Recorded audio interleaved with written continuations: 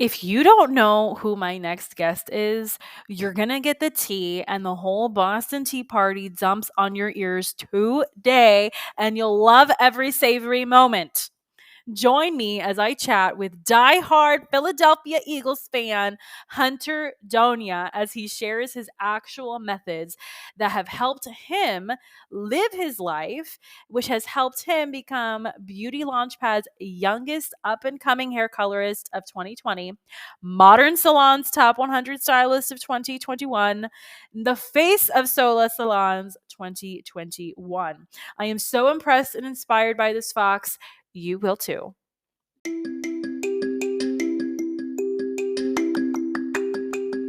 Are you a beauty or barber pro looking for that push to do that thing you've always wanted to do, whether it's in or out of the salon, spa, or shop? Are you tired of not feeling good enough, smart enough, skilled enough? Are you tired of not getting a handle on your mental health, boundaries, and insecurities? I'm Christine Sherwood, the BeautyPro coach, an internationally certified coach, a salon and spa owner, and your personal Jiminy Cricket. I use my own experiences, good and bad, as a salon owner to help you be more self-aware, authentic, and forward-thinking in your approach to life, in and out of the salon. It's time to reach your version of success with the BeautyPro Coach podcast.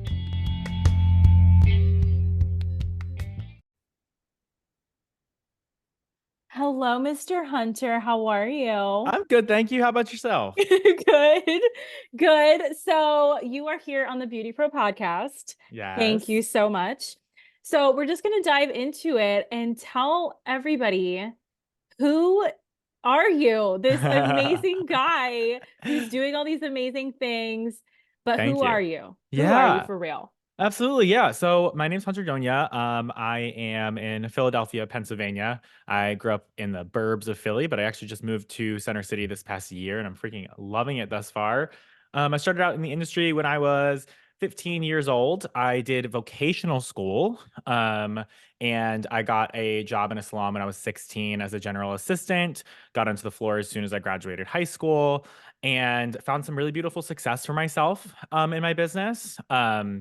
And eventually, after going through brand education and teaching color around the country, started to really fall in love with teaching the business side of things so much more. I'm such like an analytical theory person. Like, so in Pennsylvania, they actually discontinued the practical tests for your cosmetology license.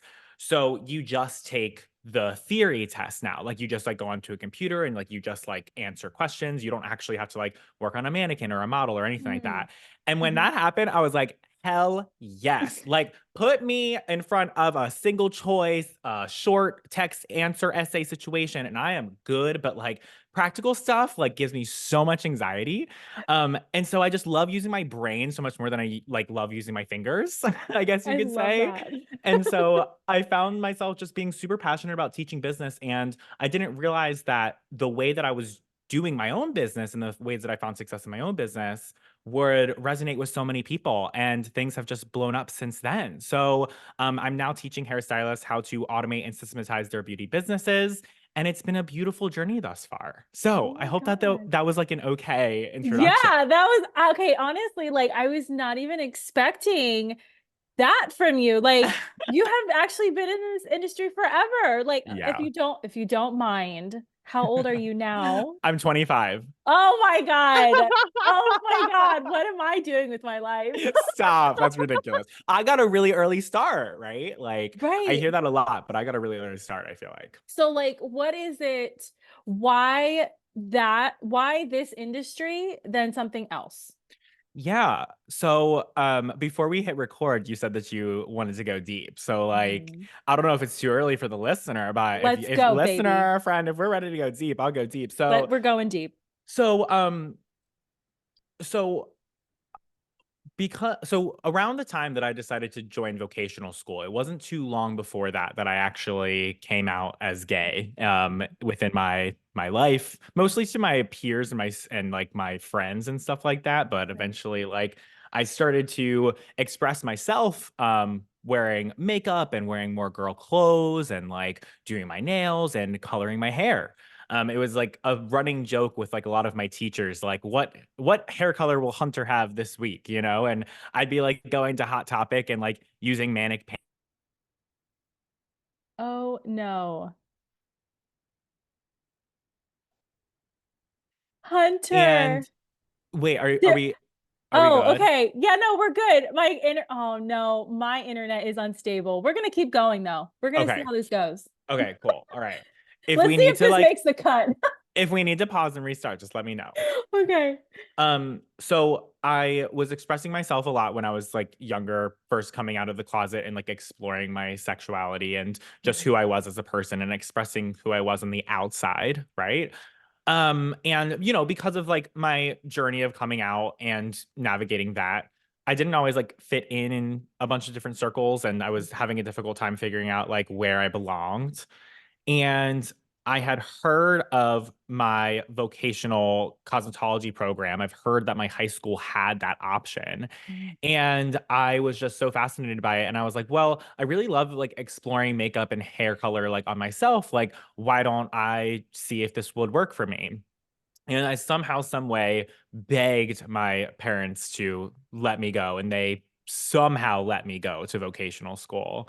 And it was really truly like the first place that I felt fully celebrated for who I was, and like where I found people who had the same passion about like helping people express themselves with beauty and on the outside for how they felt on the inside. Like I really truly felt like I was with a group of people who where I belonged.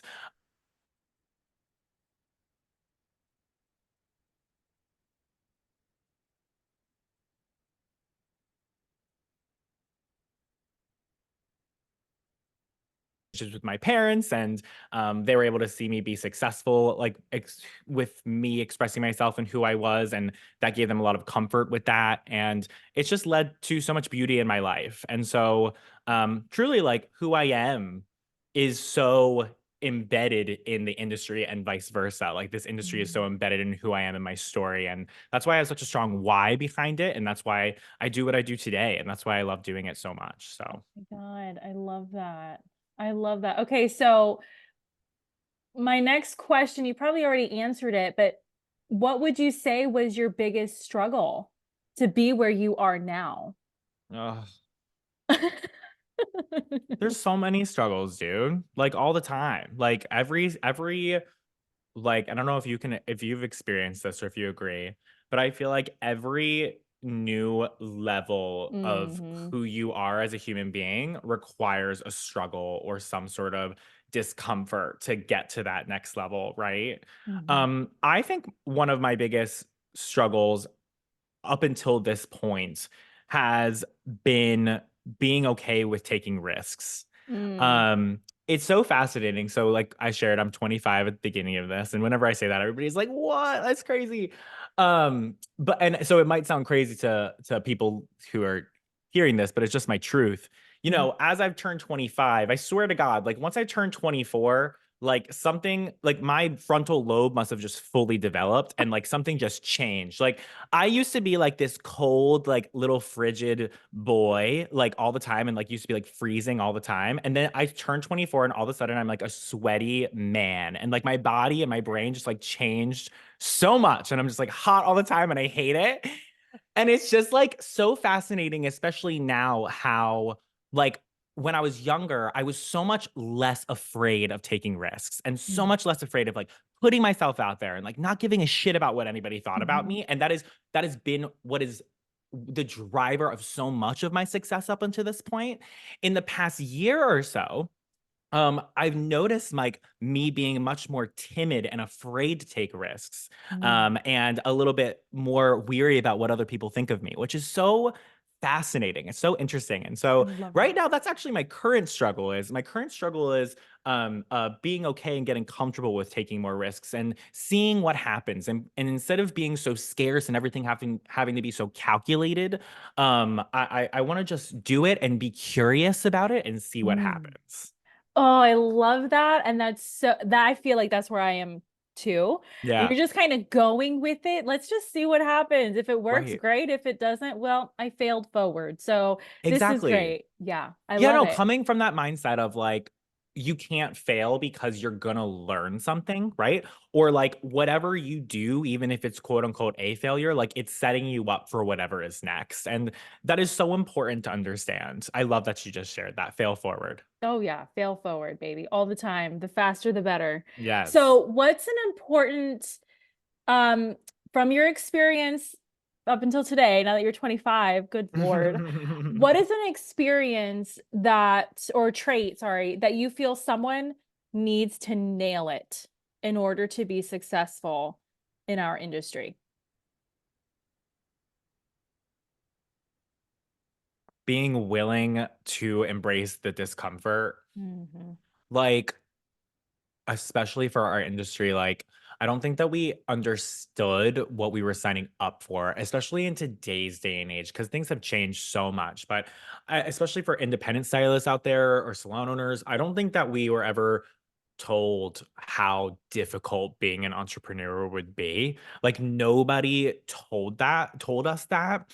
And I think that simultaneously, I think that we, have social media and we have all this education now, which is amazing. And we are so connected and we can learn so much, but we also are exposed to other people and other people's businesses and their circumstances and also their highlight reels, right? And Mhm. we oftentimes can compare ourselves to other people, and we see these like people with these awesome businesses and these awesome circumstances and they're doing these really cool things, and we're just like, we're so down on ourselves and we think that like one day everything is going to be perfect. Like we Mhm. somehow some way have this like, oh, if I just had this, or if I just get to this number, or if I just make this happen, then I'll be happy just like so and so, right?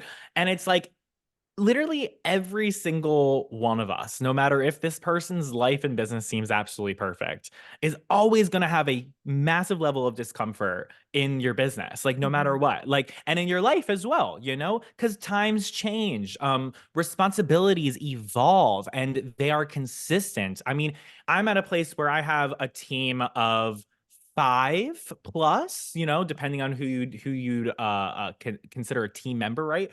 And I have a team of 5, right? Mhm. And you would think like with 5 people, like doing all the things that it takes to run my business, right? You would think that I just like I don't really have to do anything. Like you'd think that I guess to just like Yeah. lay back and just like lay down the strategy and tell people what to do and it's great. But genuinely, like literally before I got onto this call, I was working my ass off all morning.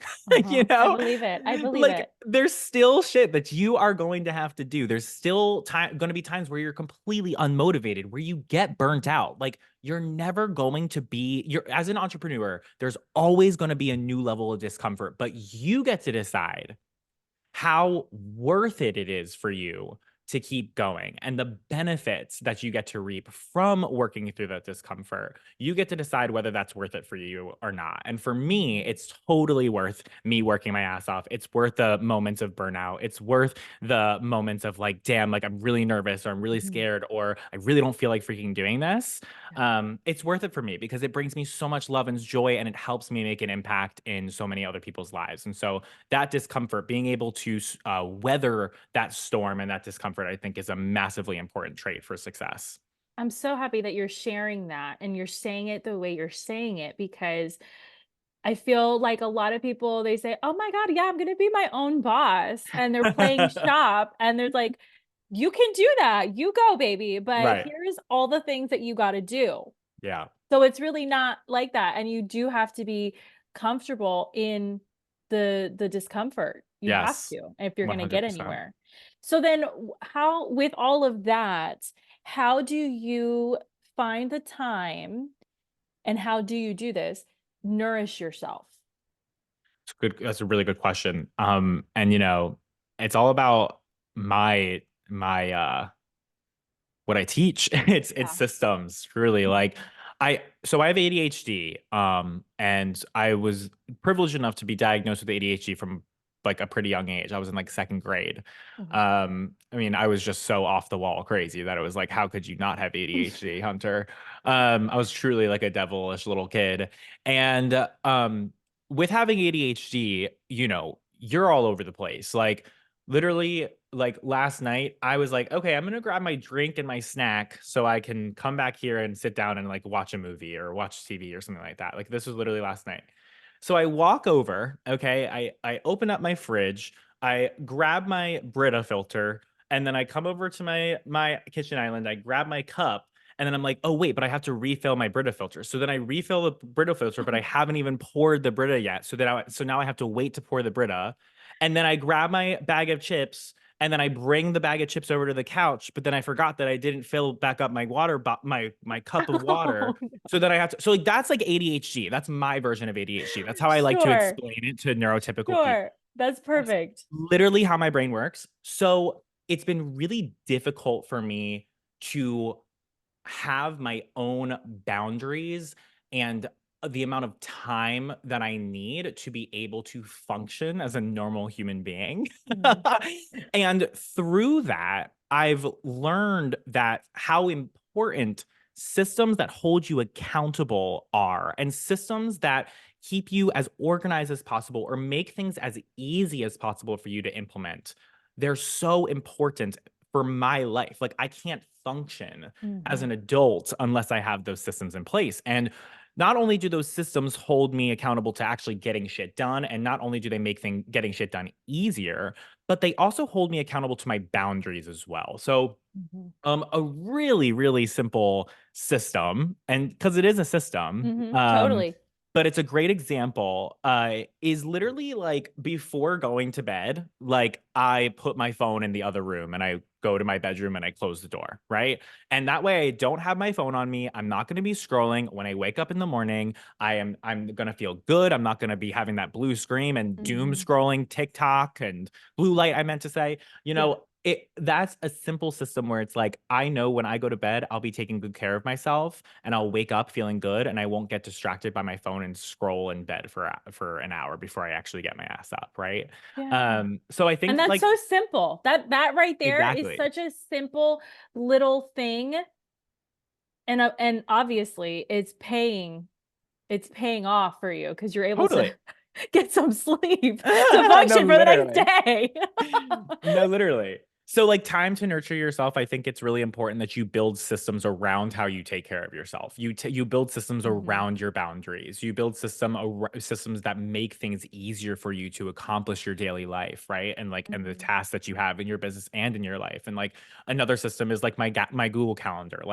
I like if it's not on the Google Calendar, it's not happening, right? So like Mhm. on Monday, and this does not have to be perfect, and I'm not always consistent with it. So like Right. don't overwhelm yourself thinking like listening to this, my friend, because I feel you. But like on most Mondays, I plan out my week and I will literally plan out like hour by hour what I'll be doing in my personal life and my work life. So that way Mhm. I literally built in the time and it's focused and I have something that's holding me accountable, or it's easy for me to stay on task and not get distracted, right? So nourishing yourself and taking care of yourself, I think it's funny how taking care of yourself is it takes work, right? Yeah. I think that we oftentimes will think about taking care of ourselves as like vegging out and watching Netflix for a day. We'll think about it as like getting a massage or getting our nails done. But I think that taking care of yourself also requires actual work and thought Yeah. sometimes. Like Mhm. productive self care, I think is important. And setting up those systems for yourself, yeah, it does take work, but it really allows you to have more wellness, and long term wellness, right? And productive wellness in the end. It's almost like you have to kinda self-parent, Literally. you know? Yes. And you said it before, like, you gotta be able to really forgive yourself for those moments that you're not rigid on the schedule. This is what we're doing. Yes. And I love that you said that because I know for me, that's something that I personally struggle with. If I said it, oh my God, it has to happen. I don't care how it happens. We are doing this today. And Right. that's so unrealistic because then you're like, oh my God, I'm such a terrible person or this or that because I didn't get this Right. done. We don't do that here. No No. more. You're This is just a new trying your year. No best. more. Right. Exactly. Yeah, like, you can set up a system and you can, like, have the intentions of it, like, setting you up for success, and if that doesn't happen, then you're like, "Okay, I tried my best. At least I tried the system," and, like, either that didn't work or you're just gonna try again and get right back on task, you know? That's right. Yeah. Taking care of yourself is also so taking care of yourself and being forgiving to yourself is Right. also so important as well too, I feel like. Do you feel like being 100% real and raw and self honest, like honest with yourself, is a huge factor in this? Yeah. But humility is difficult. Mhm. I know Yes. for me, like, I Yeah. mean, like, I have, like, a huge ego, you know, and I Yeah. mean, but even being self-aware of that, you know what I mean? I think Mhm. that all too often we like to protect our brains from the discomfort or confronting of shame. I think shame Mhm. you know, Brene Brown very much Love her. popularized shame and normalized shame. I think that Mhm. you have to confront that shame to be able to, and you have to be able to be self-aware, Right. to be able to forgive yourself, because there has to be some sort of understanding. You have to be able to say, like, okay, like, very literally, like, this is what you're experiencing to yourself, and everybody experienced this, and this, you're Right. just a human and you're just trying your best. Like, to be able to first be aware of what's happening and look at it from a outside perspective almost, you know, Mhm. and then be able to treat it in that sense, I feel like has been really powerful for me personally. I learned that from my therapist actually. My Thank therapist, you. yeah, big therapy, a big advocate for that, very much so. Love it. I love it. Therapy, coaching, business Yes. coaching, like have it all so Yes. that you can, at least for me, that's how I see it. Like, yeah, I have my therapist, my coach, my workout coach, my business coach. Like, I need all these people to get me going. Yeah. And if And there's that's no not shame just in that. absolutely, and if that's not just to, like, get you out of your own head too, Right. right? Exactly. 100%. I th 100%. I think the most, for me as a business coach, I think the most productive, coaching calls are always when I'm just asking questions and they're just, Mhm. like, getting all their words out, and I Yes. barely gave them any advice and they already knew the answer. But it's like, Exactly. you need that type of facilitation, right? With somebody who you trust, you know, who's aligned with your core values, who understands your in and outs, you know. You sometimes you just need that type of facilitation to be able to get out of your head where all the emotions and all the swirling of thoughts are going, right? To be able to put it on paper, or talk it out with somebody else Mhm. to really, like, realign, I feel like, and to tap Mhm. into that inner self that is so smart and beautiful and powerful that we all too often forget Right. about. Exactly, exactly, I love it. Okay. What do you feel has we're gonna go back to failures. What do you feel is your biggest failure this far, and what did you learn from it? Uh, um, well, I've been, like, reflecting a lot on 2023 Mm, recently. So this is just what comes up for me recently. This is, like, yeah, top of mind. It may not be my sure. biggest failure, but it was a big one, and it may not be, like, super deep or powerful, but I think it's really important, especially for business owners who are listening to Mhm, this. So, um end of 2022. So I've had really great, quick, fast success in my business. And end of 2022, because of all of that success that I've had, and I've had a couple recurring successes up until that point, I mhm, kind of had, like, a expected trajectory of how things were going to go, right? I was like, right. okay, like, things are going well, like, things are doing well and growing at this rate. So why Mhm, would it stop? Like, why would it not grow in the same way? If I just keep doing the same things, if I add on top of that, right. why would I not be able to replicate those results, right? And end of 2022 was a big, like, wake up call that, like, oh, like, things change, life changes, business changes, the way that people spend money changes, like, it's Mm, crazy how things can change so quickly. And my numbers were still great. Like, the revenue that I made and, like, everything that we did was fantastic. However, it still didn't meet my expectation, right? Like, mm, it still didn't meet, like, the number that I thought I was going to make. I was like, "Oh my god, like, my business is a failure. Like, everything is trash. Like, we have to shut it all down." And what ended up happening was, although I had, like, a really successful, like, end of my year, what ended up happening was the change really shook me up emotionally. Like, it Mm, really instilled a lot of fear in me and a lot of scarcity, and it made me feel like I needed to change something, or I needed to add something, or I needed to, like, rip it all down, right? mm, Um, and what I ended up doing was I ended up, like, adding in all these other things, right? I started to get shiny object syndrome and think like, "Oh, okay, well, I also need this, and I also need this, and I also need that." And what ended up happening was I spread my focus and my efforts and my energy and attention way too thin, mm. away from like the main thing that was bringing the business the majority of the revenue, just because I was so scared. And I think sometimes our brains we biggest saboteurs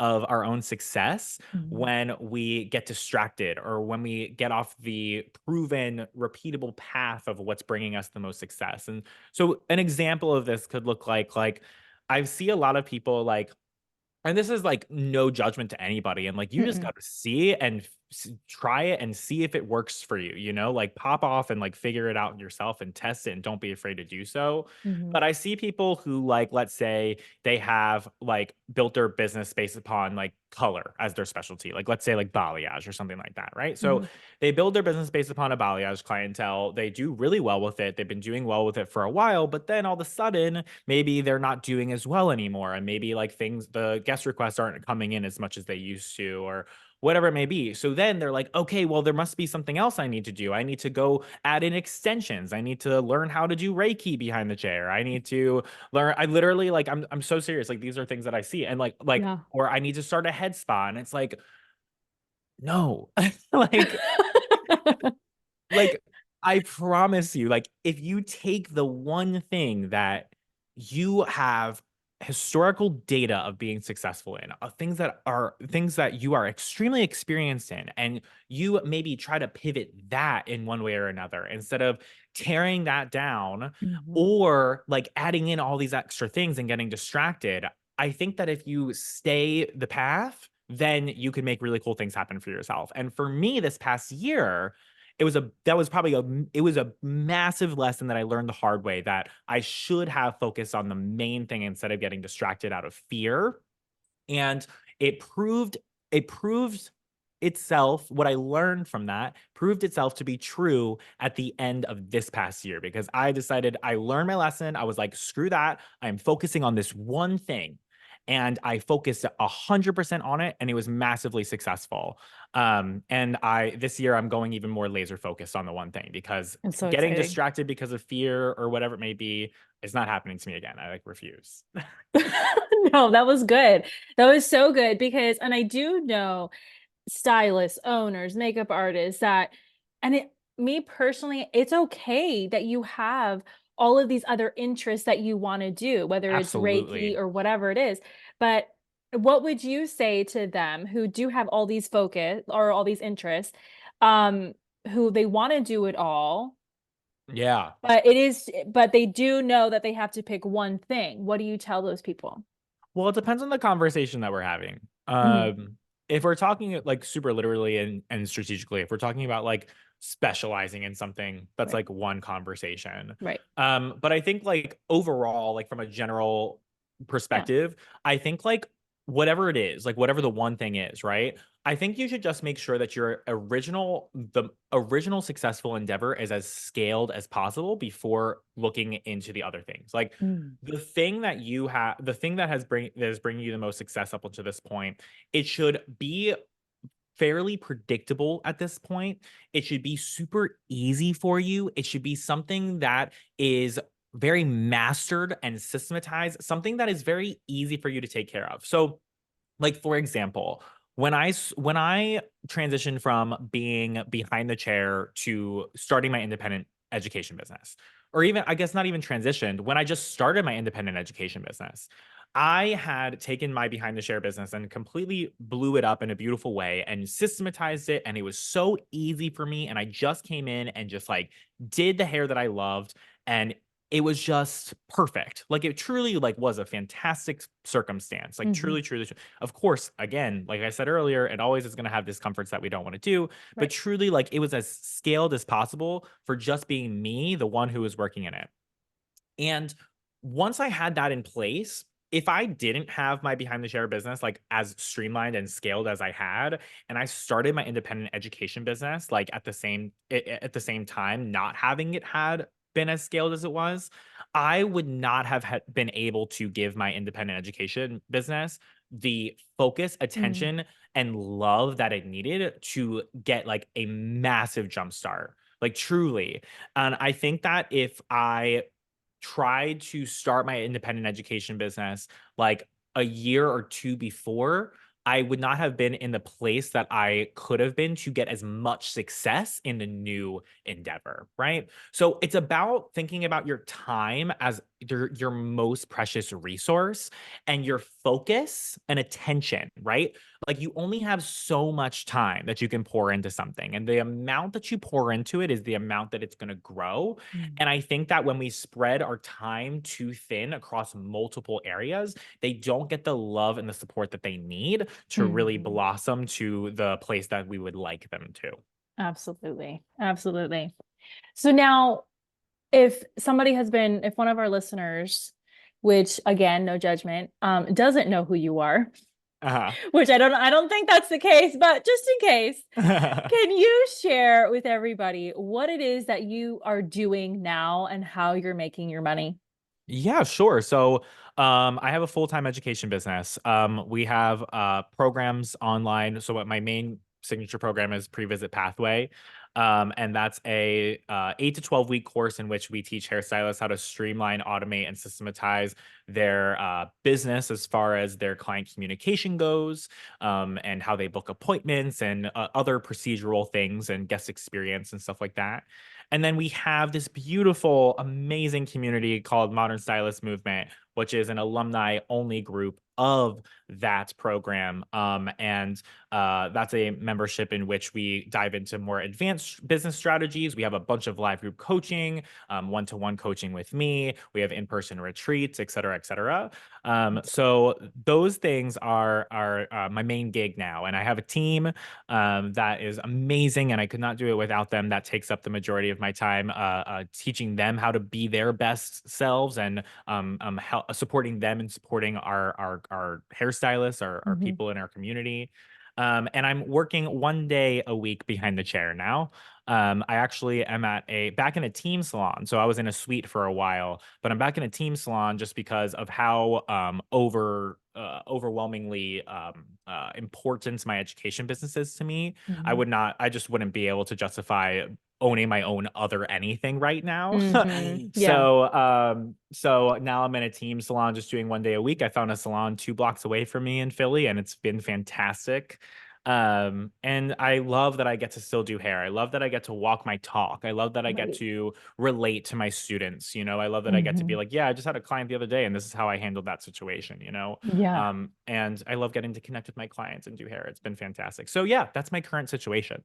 Yeah. What common myth do you get or that you face every day about what you do? I don't think people really understand um how intense the back end of everything is. Like Yeah. like I truly don't think people get how much effort and work goes into creating what I've created at this level. Like Yeah. I think that, you could call me like an online business owner, and I'm seeing like a lot of just increasingly like more and more and more. I see so much like so many advertisements and like gurus and whatever like talking and it's like telling you about the magic of like selling a digital course and like creating passive income and stuff like that. Mhm. And I'm here to tell you that like if you like want to actually number one make a real difference and impact in the world, right? Like Mhm. that's like what it really is all about. Like that's what it goes back to for me. Like going back Mhm. to my why behind like this industry and like loving it so much. Like at the end of the day, if you really give a shit about what you're doing and how you're like affecting other people and affecting change in the world and in our industry, And if you actually want it to work, like if you Yes. like if you actually want it to like work and make that impact and to make a change, but also for it to make you money, for it to afford you a life that you love, like a life that gives you the freedom and energy and flexibility and the wellness that you're looking for. It takes so much learning and so many challenges and so much unpredictability and risks and a lot of extra time and overtime to make it work. And I don't think that people truly understand that. And that's why I say, like, focus on the one thing until it's fully scaled, because if you don't have the space and time and energy to look into another endeavor, then it's not going to get the love and attention that it deserves for you to be able to make the impact that you want to make with whatever that new endeavor actually is. Oh my goodness, yes. All right, so then what's an area of expertise in your area of expertise, what is it that no one agrees with you about? Oh, there's a couple things. I'm pretty controversial, I feel like. I talk a lot about rethinking the way that we pre-book. Mhm. And I don't think that any of my ideas per se are necessarily original. I do think that I have a lot of original takes on them. I think I have a Mhm. lot of original ways that I implement them and I teach them because I've implemented them myself. I have true experience and I walk my talk with the things that I teach as far as concepts go. But I think rethinking pre-booking is one of the biggest like shockers, and the things that are like, what the hell are you talking about, Hunter?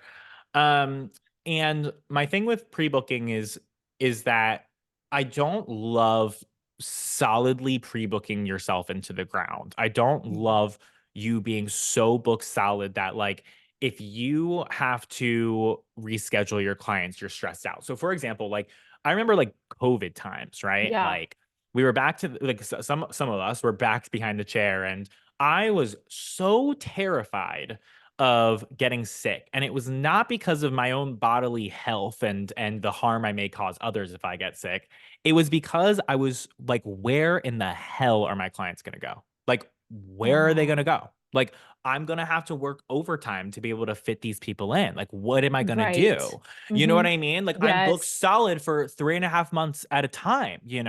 So where the hell are these people going to go if I get sick, if I have to reschedule? And Mhm. I feel like that type of stress is unnecessary. And I feel like making sure that you have some sort of flexibility in your schedule where you can plan ahead. Like, I don't know what the hell is going on in 2 months from in my life from today. I get Mhm. people who make plans with me on a weekly basis. If I had children, I'm sure that their schedule and the things that would come up with them would change all of the time. So I think about like the moms out there, like, Mhm. creating flexibility in your schedule, I think is so important. And I think that, when you ask somebody to figure out what your client's life is going to be like in 3 months from today, I think it's an unreasonable expectation. I don't have. I did a survey of 500 women across the United States this past summer, and I asked them about this. I asked them, would you prefer to book your appointment when you're ready, or would you prefer to book your appointment before you leave the salon? And the Mhm. majority of them would prefer to book their appointment when they're ready to, right? And the only reason why they're pre-booking themselves and they want to have that appointment before they leave the salon is because we pressure them to, and they Mhm. know that we're not going to have any flexibility if they don't. But how magical would it be if you had a more convenient experience for your client and a more convenient schedule for yourself, in which you weren't solidly pre-booked into the ground, Mm. right? Mhm. And that's not to say that I don't pre-book some of my clients, right? I do pre-book some of my clients, but I'm not pre-booking them out so freaking far, and I'm also not pre-booking the ones that don't have like a high maintenance service with me. So like, I know my gray root retouches, they cannot wait a week, right? Like, they Mhm. cannot wait another 4 weeks. Like, they need Right. in, right? But my like highlight clients, my balayage clients, my low maintenance color people, like, they can wait another 4 weeks and they won't die. So like, I have them like not pre-book with me, and I have my 4 weekers like pre-book with me still. And it's Mhm. just about rethinking the way that you're doing business and Yeah. doing it in an optimal way in which you're taking care of yourself. Again, this is where I talk about systems that allow you to Mhm. take care of yourself. It makes things easier. It holds you accountable. You're creating more flexibility that helps you take care of yourself, your own schedule, your family even, and then you're also providing your client a more convenient experience. And that is truly, that's what everything I teach goes back to. It's creating a business behind the chair where you're playing it by your own terms and your own rules, but you're simultaneously creating a better client experience. Like you can Mhm. have both. Like you can have the best of both worlds, but it takes strategy and it takes setting up the systems in an optimal way to deliver on both of those things. Exactly. Exactly. All right. So here's a fun question. Yes.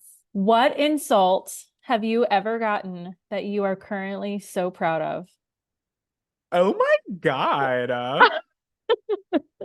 You're gonna have to let me think about that for a second. Okay.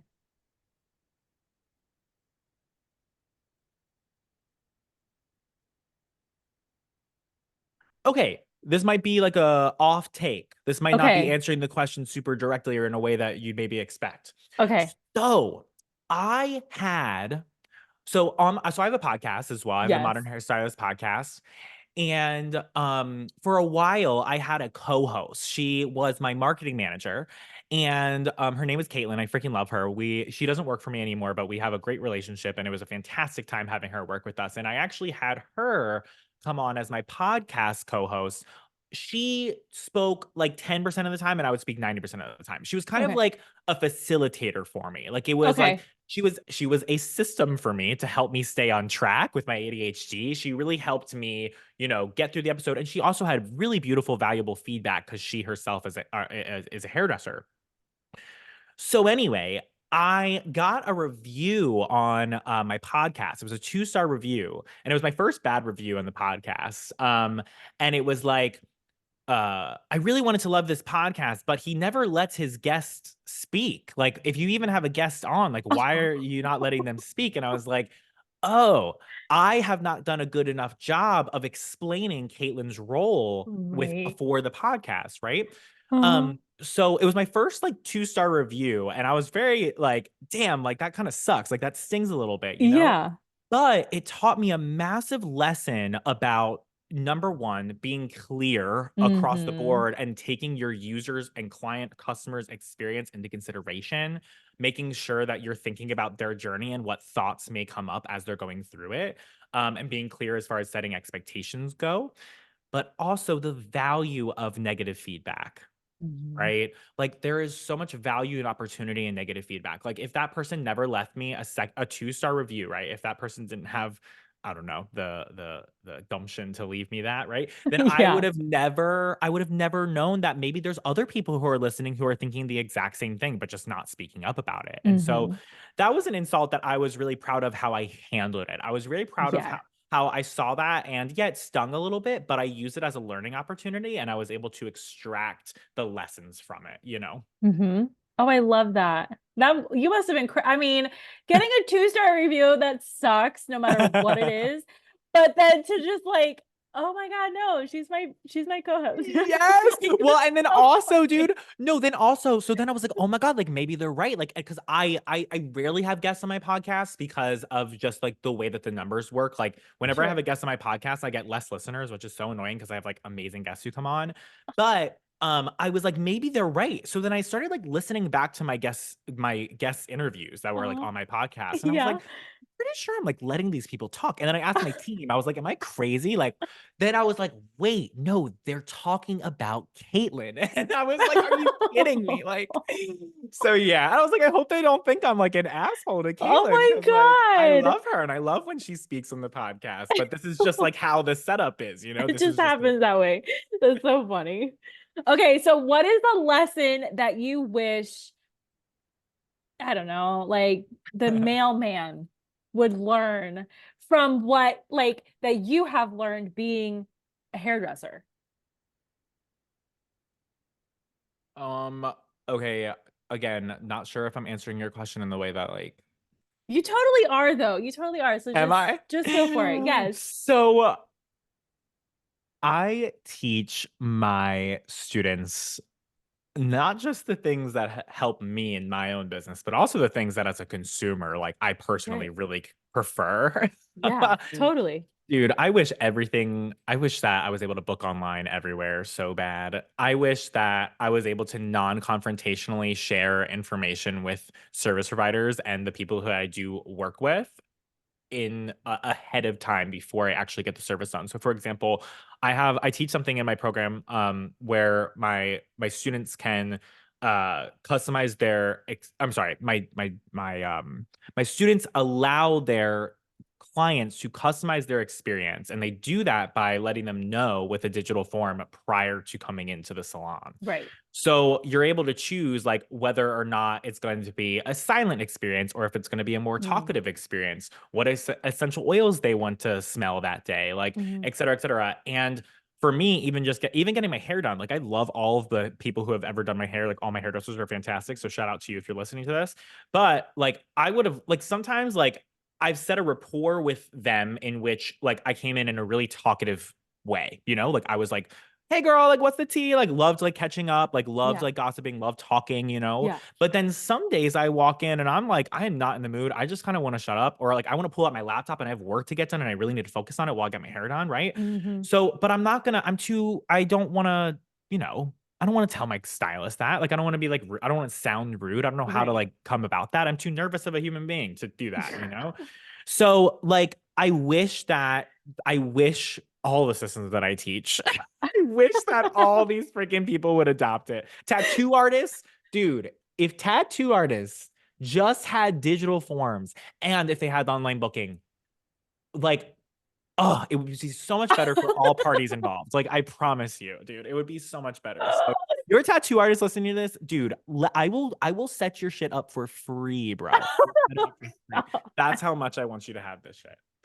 I love it. Oh my God, I love this so much. Okay, what do you have going on right now or upcoming that Yeah. that people can apply to? Yeah, absolutely. So, we actually have pre-visit pathway at the time of recording this. We have open and closed enrollment, and the reason why is because we like to have everybody go through as a cohort. Um, and we find that the community and the cohort going through the program together, creates the best results for everybody. So Mm. we like to close and open. So depending on when you're tuning into this, my friend, we may or may not be open. We open twice a year. Nonetheless, how you can tune into what we have going on is definitely with the podcast, and you can always visit hunterdonia.com. And there we're always releasing resources, tips, tricks, et cetera, for what we got going on in the moment. So right now, Got it. I'm pumping out good podcast episodes. Like, You're Kristen, do you so ever, proud of it. I love it. dude? Yeah, Yes. no. Do you ever feel like that? You're like, Yes. damn, like everybody needs to hear Yes. these episodes. Yes. Like you're That is so how I pumped about feel. it. Yes. Oh, good. Yeah, so the Okay. podcast is like a really big thing that I'm focusing on a lot, and we're churning out some really awesome content right now. So the I'm podcast is a great excited. place for people to hang out right now, I feel I'm like. excited. And listeners, all of Hunter's links are going to be in the show notes. So you will have access to all of the goodies. I Okay. love it. Oh, yeah. Let's do it. So now we only got a couple minutes left. My last and final question is, what is something that you wished I would have asked you, and what would you have responded? Such good questions, dude. I Thank can't. you, baby. I try. Dude, I can't. These are really, really good questions. Um,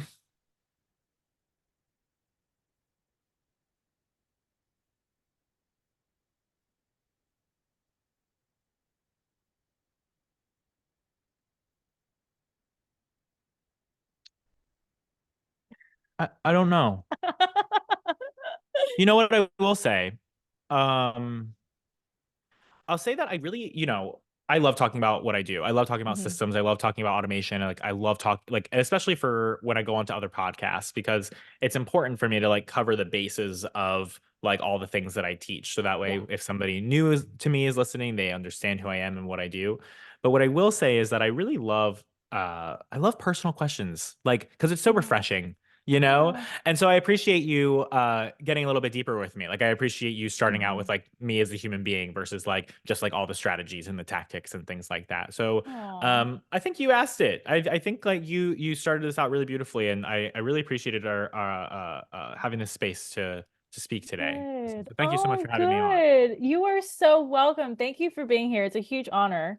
But I that's how I feel. Like, we are human beings first, and Yes. then we're creative beings, which is like whole other level in comparison to the rest of the world. So we Yeah, have to approach things a little bit differently, I you agree. know? And who we Yeah, are at home shows up in who we are in the salon, and they have to be on the same page. So, I agree.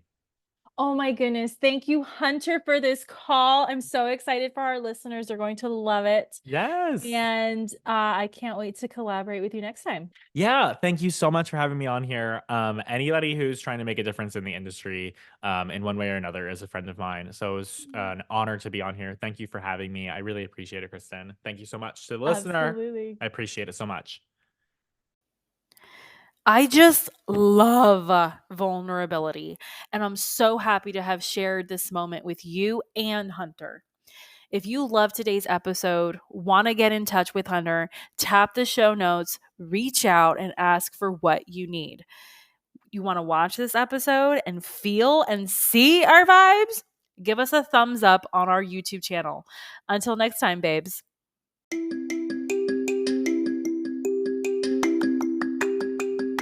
If you loved this episode, subscribe to the Beauty Pro podcast on Spotify and Apple Podcasts so you never miss an episode. Don't forget to leave your reviews, stars, feedback so I can continue bringing the content you deserve and want most. Your feedback fuels this podcast. The more you give, the more you get back. You can follow me at The Beauty Pro Coach on Instagram and Facebook. Want to contact me directly? Email me at befree@goldentruthcoaching.com.